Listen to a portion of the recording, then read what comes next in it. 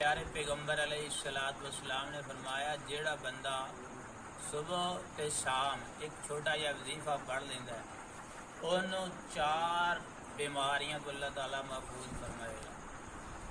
4 بیماریاں، سبحان اللہ العظیم و بحمدہ لا حول ولا قوت الا باللہ۔ یہ دعا ہے، یہ دعا جڑا بندہ 3 مرتبہ صبح 3 مرتبہ شام پڑھتا ہے اللہ تعالیٰ اس بندے نے 4 بیماریاں کو، سب تو پہلے نمبر تے کیڑی چیز، کیڑی بیماری؟ کوڑ دی بیماری، کوڑ دی بیماری تو اللہ تعالیٰ نے محفوظ فرمائے گا۔ اور دوسرے نمبر تے اس بندے نے فالج نہیں ہوئے گا۔ تیسرے نمبر تے وہ بندہ نبینہ نہیں ہو سکتا۔ چوتھے نمبر تے جدو کل قیامت کا دن ہوئے گا، میدان معاشر لگا ہوئے گا، جنت کے 8 دروازے آوازاں لگنی ہیں کہ آنے والے تو ساڈے